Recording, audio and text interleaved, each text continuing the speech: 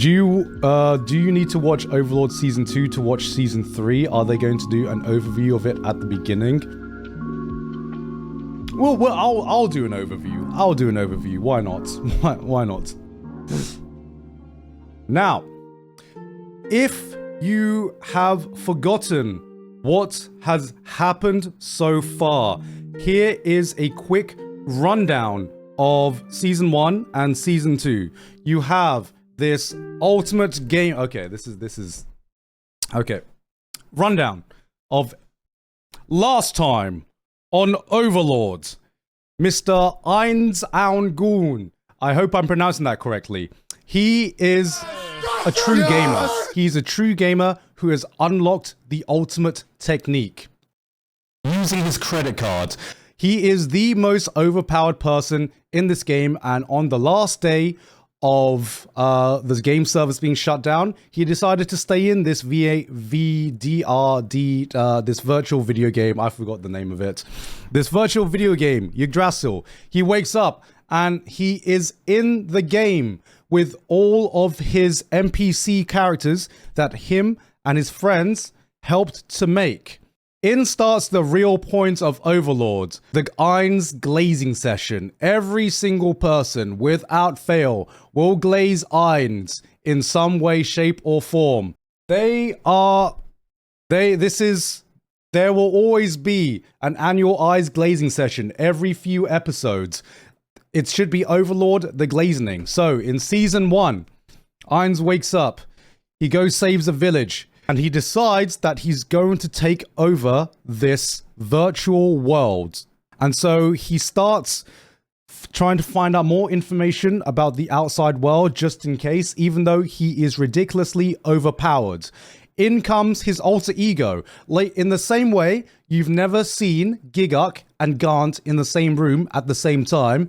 Eins makes an alter ego called Momon, which is basically Eins, but with a strength build, even though Eins is a mage secretly, even though equipping a strength build does not work with his stats at all, he is so overpowered that he is still one of the most overpowered adventurers in the lands, because Momon is an adventurer.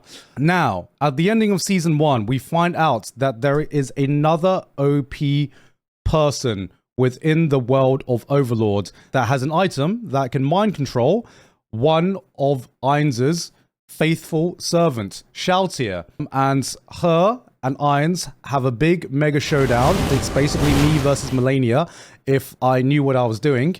And Eins brings out his ultimate technique, the item shop, the credit card swipe. He goes, infinite swipe, and then that basically ends the entire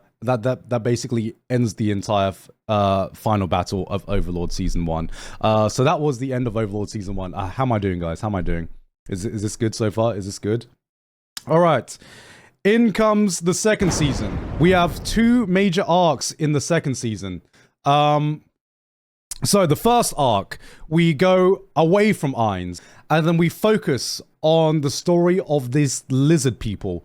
It's like 5 episodes where the main character are a bunch of lizard people, and there's this one lizard who tries to rizz up this fucking white lizard, and it is like a love at first sight. He has so much charisma that he asks her to marry him, and and they basically reenact the very opening scene of Domestic Girlfriend. But really, what this is about is this is actually a training arc for one of Eins's other servants, Coquitus, who basically is watching over the lizard people, and he's like, okay, this is my 90-day fiance right now. I'm getting invested in this.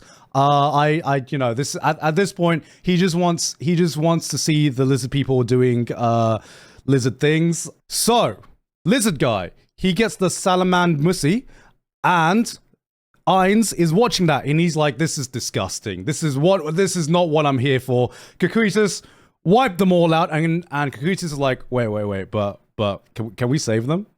Can we save them? Can we please save them?" And Eins is like, all right, we can turn them into not slaves. We won't turn them into slaves. because that's an isekai thing, we will simply colonize them.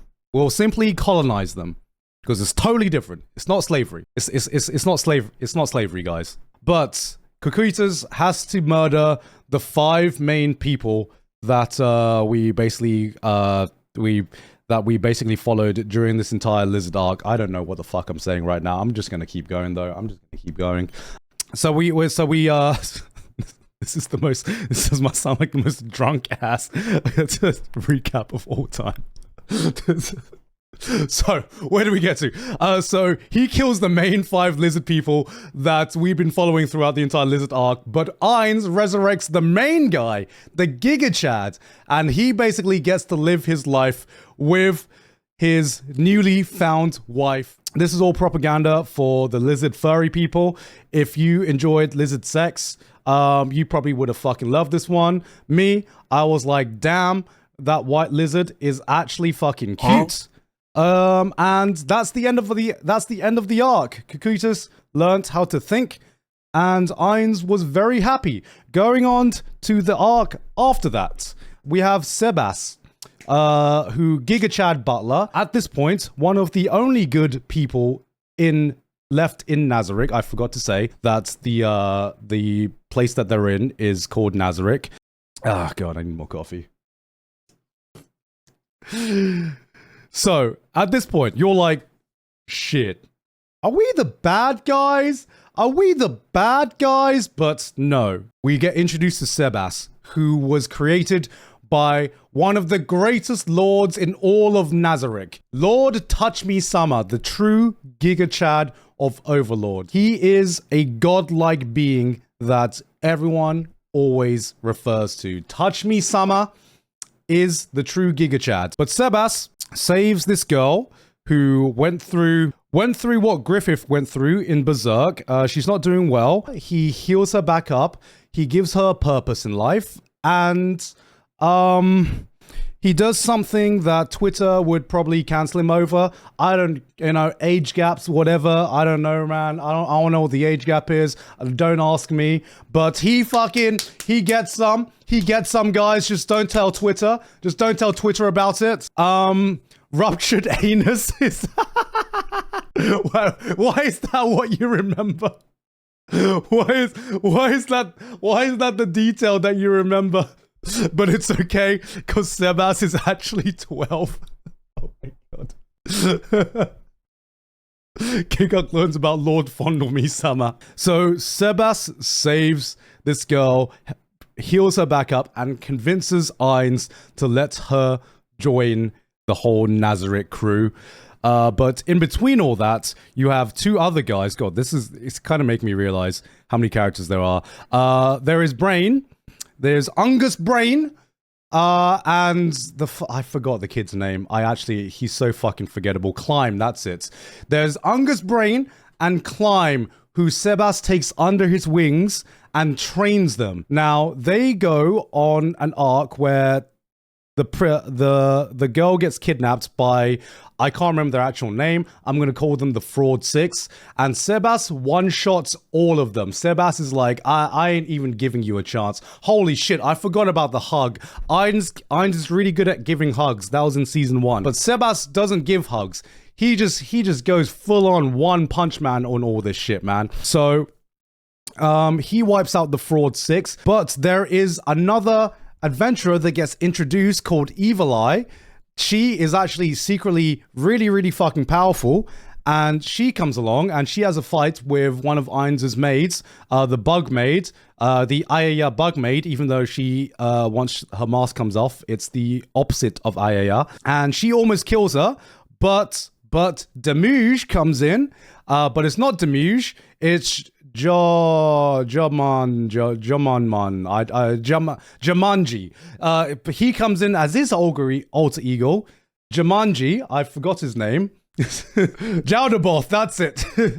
Jowdaboth. He comes in as his alter ego, Jowdaboth, and he's about to kill Evil Eye, but in comes Momon, saving the day, saving Evil Eye. Evil Eye is like, oh my god, he's so sexy, he's so hot. Not knowing that Momon is secretly also Ainz, fighting Demuge, but it's really Jumanji fighting Momon, and they have a big fucking LARP session where they basically put their action figures together, and they're like, okay, now you oh my god, that hurt so much. Oh, that hurt so much. And Evil Eye is fucking wet as fuck as this is happening, man. Evil Eye is like so fucking wet. And that's the end of the season. That was the most that was basically everything that you need to know going into season 3. I think I covered all bases.